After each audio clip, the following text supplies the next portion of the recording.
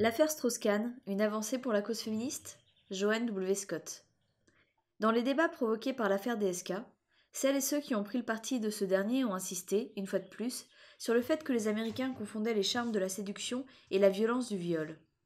Bernard-Henri Lévy, par exemple, a dit de Strauss-Kahn qu'il était un séducteur, un charmeur, pas un violeur.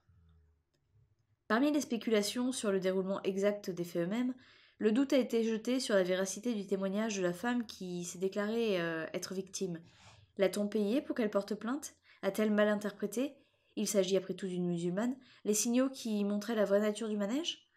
Ou après y avoir consenti, a-t-elle changé d'avis? Certains commentaires émis par la défense suggèrent que Strauss-Kahn plaidera le caractère consensuel de la relation sexuelle.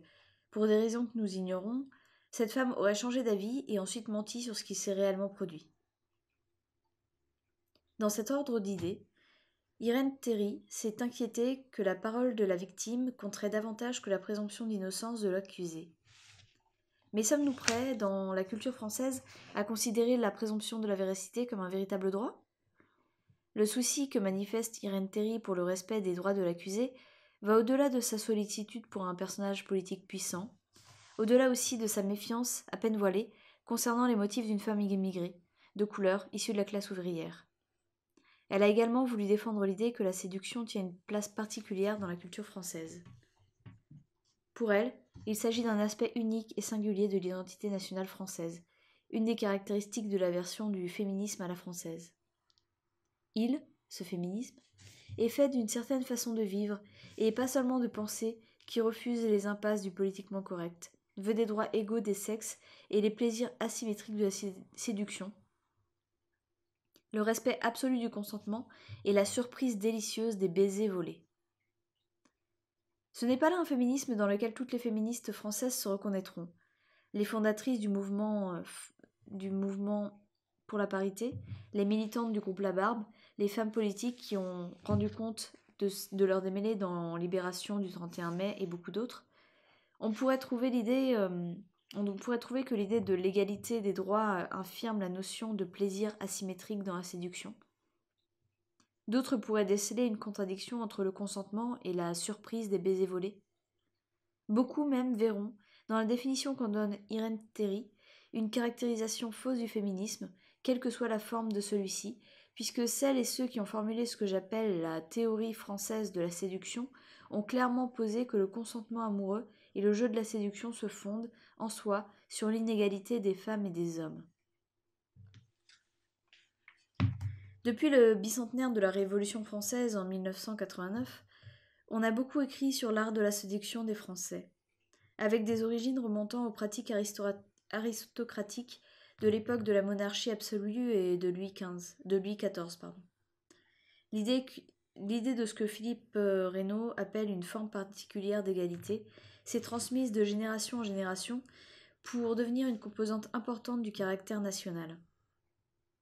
De ce point de vue, que développent entre autres les écrits de Mona Ozouf, Les mots des femmes, essais sur la singularité française, et ceux de Claude Habib, Le consentement amoureux et galanterie française, avancent que la suggestion des femmes au désir des hommes est la source de leur influence et de leur pouvoir. Habib cite le livre d'Honoré Urfé, L'astrée, pour écrire en approuvant son propos. Non seulement la soumission totale est un bien, mais c'est presque une condition de l'amour féminin. Elle ajoute que la quête de l'égalité des droits individuels pour les femmes a conduit à la brutalisation des mœurs.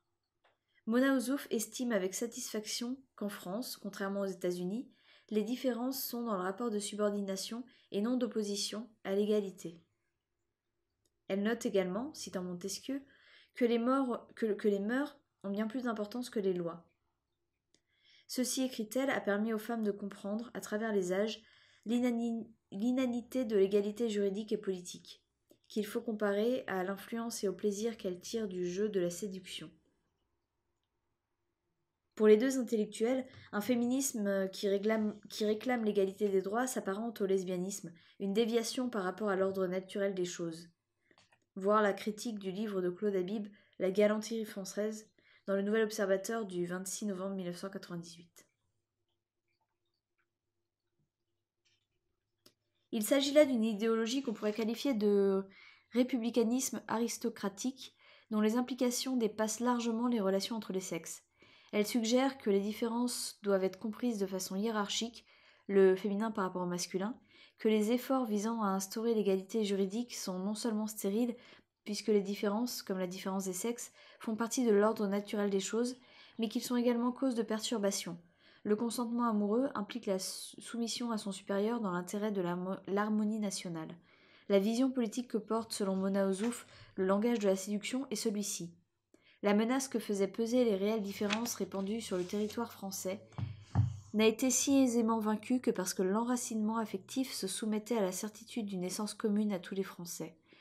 Tous pouvaient du même coup cultiver les différences locales, se sentir le charme, le prix, en avoir la coquetterie ou même l'orgueil, mais sans esprit de dissidence.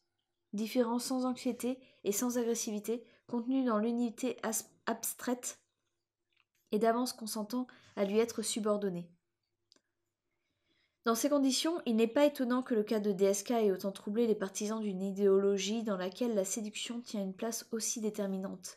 Car il ne s'agit pas seulement de la sexualité ou de la vie privée, ni même de ce qui compte en matière de consentement. Il ne s'agit pas seulement du droit des hommes et de la soumission des femmes. Ce qui se joue dans cette affaire est la question de savoir comment la différence et l'égalité sont appréhendées dans le contexte de l'identité nationale française.